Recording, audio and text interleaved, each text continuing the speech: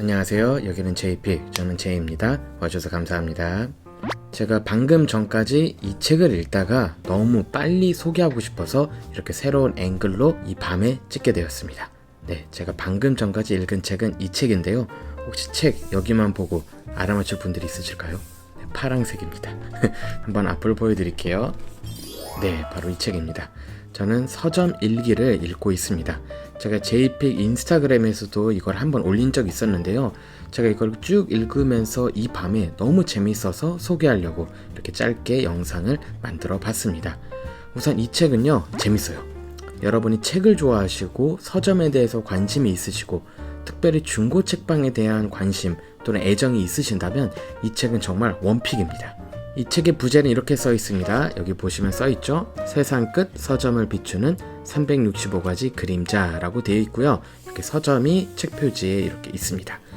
좀 두껍다고 생각하실 수 있는데요. 실제로 이 책은 1년간의 서점 일기가 담겨져 있어요. 그렇기 때문에 두께가 나갈 수밖에 없죠. 대신 이 책은 정주행할 필요는 잘 모르겠어요. 왜냐면 이 책을 쫙 펼쳐보면 실제로 일지같이 되어 있거든요.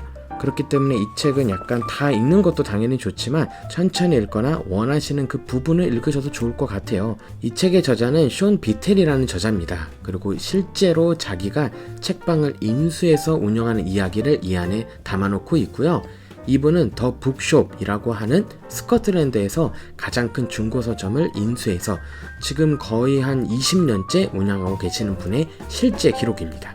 저자는 정말로 조지 오웰을 사랑하는데요. 왜냐면 책을 이렇게 보다 보면 이렇게 1월, 2월이 지나갈 때 조지 오웰의 에세이에서 그 내용을 인용합니다. 제가 한번 보여드릴게요. 이렇게 월마다 새로 시작할 때는 조지 오웰의 에세이를 인용하는데요. 서점의 추억들이라는 에세이에서 주로 인용을 합니다. 전 이 책을 아직 읽어보지 못했지만 그 에세이도 읽고 싶게 되었습니다. 그래서 조지 오웰의 에세이를 매달 이렇게 조금씩 인용을 하면서 서점과 관련된 정말 현실적인 이야기들과 함께 낭만적인 이야기도 이 안에 다 담겨져 있어요.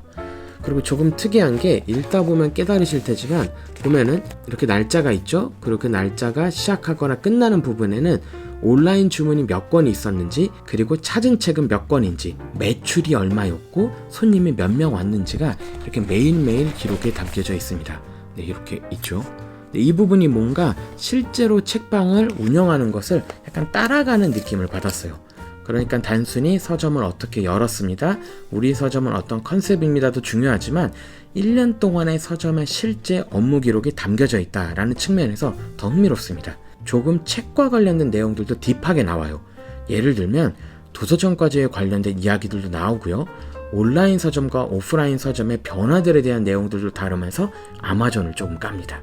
누군가의 집에 가서 그 집에 있는 책들을 대량으로 사오는 내용들도 담겨져 있고요. 저자의 친필 사인이나 기록이 남겨진 책들을 이베이 같은 데 올려서 경매하는 내용들도 담겨져 있습니다.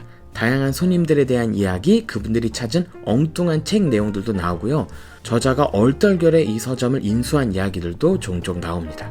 스코틀랜드 하면은 성격이 괴팍하다고 해야 될까? 그런 것들이 저는 드라마나 영화에서 종종 보고 책에서도 종종 느꼈는데요. 이 책도 스코틀랜드의 중고 서점의 이야기인 만큼 약간 스코티시한, 약간 그런 거친 비판들도 있고 책에 대한 이야기들이 많이 담겨져 있어요.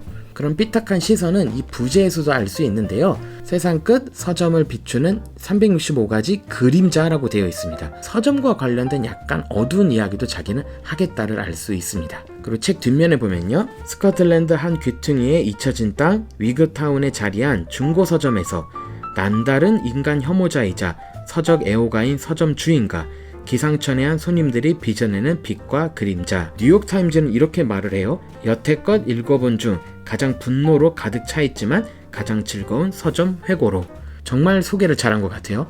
이 책은 책에 대한 애정은 엄청 자주 나오거든요. 책을 사려는 사람, 판매하려는 사람들에 대한 약간 미움들도 이 안에 재밌게 담겨져 있습니다. 독자이면서도 서점을 좋아하는 사람이지만 서점의 실제 이야기를 들어보면 그분들은 이렇게 얘기해요. 제발 서점 하지 마라. 책에 대한 애정이 또는 인간에 대한 애정이 자칫 사그라질 수 있다 라는 말을 종종 들었었는데요.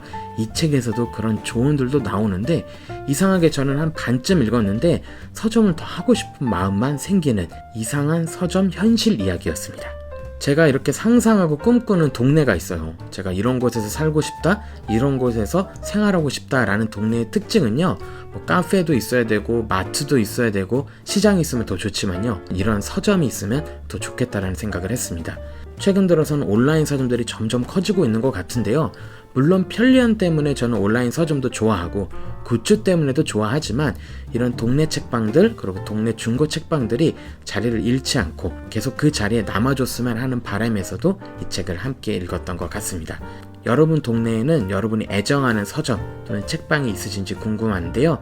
이 밤에는 이렇게 짧게 서점 일기에 대한 이야기를 함께 나누어 봤습니다. 다음에도 책과 관련된 영상으로 찾아오겠습니다. 감사합니다. 서점 일기였습니다.